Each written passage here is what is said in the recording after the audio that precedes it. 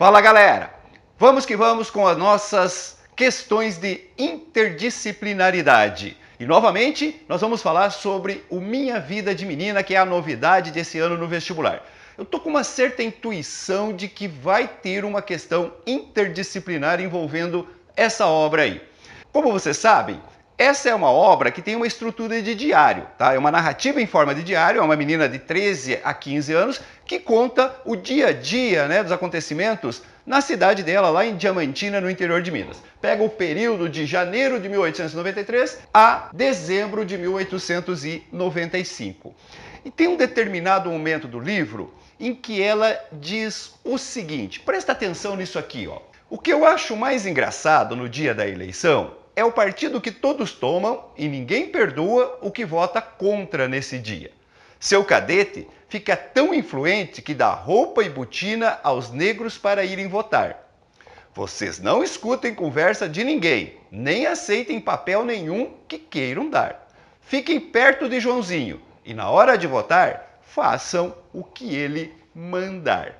Quando eu li isso, eu falei, poxa, isso deve ser o tal do voto de cabresto, que o pessoal de história fala tanto e tal. E para confirmar isso, saber um pouco mais, né, sobre essa questão política daquele momento da nossa história, nada melhor que procurar um professor de história. E aí eu procurei o professor Vitor, companheirão do YouTube, do canal 10 de História, que vai agora explicar para vocês um pouco sobre isso que a gente chama de voto de cabresto. Vai lá, Vitor, é com você. Muito obrigado pelo convite, uma honra estar aqui conversando com vocês sobre isso. Exatamente, meu chapa, 1893 a 1895, a gente está justamente falando de um período do final do governo Floriano Peixoto e começo do governo Prudente de Moraes, dentro daquilo que a gente chamaria de república oligárquica, né? Ou a república velha, se você preferir, né? Ou república dos coronéis, república do liberalismo excludente, tem um monte de nome para esse período aqui. Bom, importante dizer, né? Muito bem, você localizou muito bem a ideia do voto de cabresto. Vamos contextualizar um pouco mais. A gente já está na Constituição de 1891, a gente já está naquele momento, né, comecinho da República. Então, o processo eleitoral no Brasil, ele não mudou muito do período do Império para o período da República, né? Desde o Império, a gente já tem o voto aberto.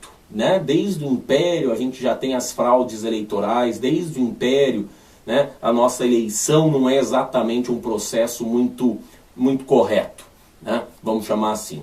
Agora, na República a gente teve uma mudança muito grande, a principal mudança no processo eleitoral, né, entre Império e República é justamente a instituição do voto que não é mais censitário, mas ele agora é um voto somente para os alfabetizados, né? O analfabeto não vota. Não votam mulheres, não votam analfabetos, não votam padres, não votam soldados e não votam menores de idade, né? Então tem uma mudança aí, né, em relação ao que a gente tinha no processo eleitoral na categoria do voto lá no Império. Mas bem, nesse processo todo é importante lembrar que não existe justiça eleitoral, né? A justiça eleitoral é criada pelo Vargas em 1932, no Código Eleitoral lá de 1932, que vai dar origem, né, à Assembleia Constituinte, que vai escrever a Constituição de 34. Então, nesse período, 1889, Proclamação da República, 1934, não existe justiça eleitoral, né? Não existe na Constituição uma justiça eleitoral. Então, essas eleições são organizadas por quem? Pelos próprios candidatos, né? Porque o governo é candidato, né? Eu, prefeito da cidade, eu vou me candidatar a prefeito de novo, eu vou apoiar alguém, né? Então, de alguma maneira, quem organiza a eleição é candidato. Então, tem uma chance imensa de ter fraude. E as fraudes eleitorais, né, elas são as seguintes, né? Elas são, por exemplo, o voto de bico de pena, que é um voto que aparece ali, né, sem ninguém saber porquê, não era para aparecer esse voto, não está atribuído a nenhum eleitor. O eleitor fantasma, né, que é um sujeito que não existe, um sujeito que já morreu, mas de qualquer jeito não devia estar votando. O voto baseado no clientelismo, né? Então eu dou um presente para alguém, né? um pouco de comida, um emprego, batizo uma criança, construo uma casa, né, dou um presente para alguém, eu voto em torno do clientelismo. E esse voto aí, que você localizou muito bem, o voto de cabresto. Né? Por que aparece o voto de cabresto? Ela fala do cadete no diário dela, né? Ela fala do cadete que manda acompanhar, né, o Joãozinho, né, é esse, né, o personagem, se eu não estou me confundindo. E aí ele falou, ó, vai lá e vota em quem eu mandar, né, faz o que ele mandar. Que figuras são essas? Né? Esse papel se encaixa muito bem num sujeito chamado coronel, né? Que é um tipo, né? É um personagem que aparece não só na literatura, infelizmente, mas que na vida real. Quem que é o coronel? Coronel é um sujeito, normalmente um latifundiário, né? Que tem uma capacidade de exercer o coronelismo. Ah, Vitor, mas aí você não me ajuda. Coronel exerce coronelismo, é óbvio. Mas o que quer dizer o coronelismo? O coronelismo quer dizer uma capacidade de influenciar as pessoas ou as instituições. Por que este coronel pode influenciar pessoas? Porque normalmente o coronel é centro gravitacional da política, ou centro gravitacional da economia dessa região. Entendeu? Então, como ele é um latifundiário, muita gente tem emprego dependendo dele.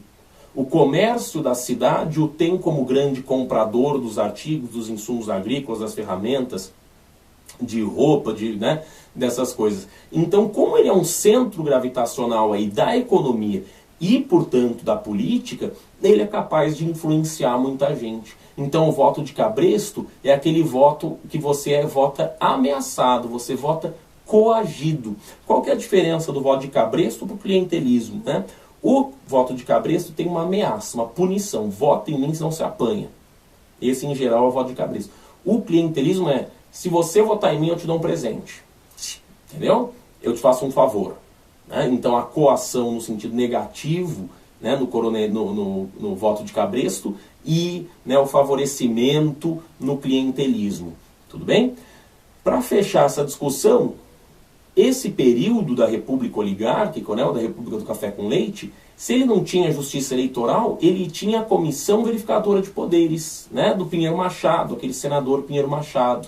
Né? A Comissão Verificadora de Poderes fazia o quê? Ela fiscalizava se as eleições tinham sido organizadas, né, e executadas de maneira limpa, né, sem fraudes eleitorais, para daí, né, diplomar o vencedor. Né? O que é diplomar o vencedor? O sujeito ele até venceu, ele até tem mais votos.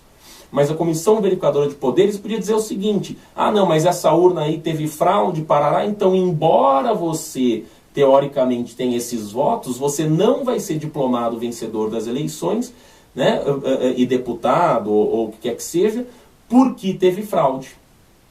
Então, na verdade, quem ganhou foi aquele ali. Então, você aparece como mais votado, mas você não é diplomado, deputado, governador, senador, o que quer que seja. Né? Tudo bem? Comissão Verificadora de Poderes, então, tem o poder da degola. Né? Você aparece como mais votado, mas você não é empossado, você não é diplomado, isso que você venceu nas eleições. Tudo certo? Passar a bola de volta para você, Altemir. Obrigado por permitir estar aqui, obrigado pelo convite, te vejo na próxima. Até mais. E aí, galera? Gostaram? Muito boa a explicação, né? E não esqueça de inscrever-se no nosso canal Vestibular Enem para receber semanalmente essas dicas sobre o vestibular. Se você quiser saber um pouco mais sobre o canal 10 de História e quiser se inscrever nesse canal, basta clicar nesse vídeo que está aqui à minha esquerda. E se você quiser saber a análise completa do Minha Vida de Menina, você já sabe, clica no vídeo acima ou clica na playlist, que aí tem também a análise de todas as obras dos principais vestibulares aí. Ok, gente? Até a próxima. Um abraço!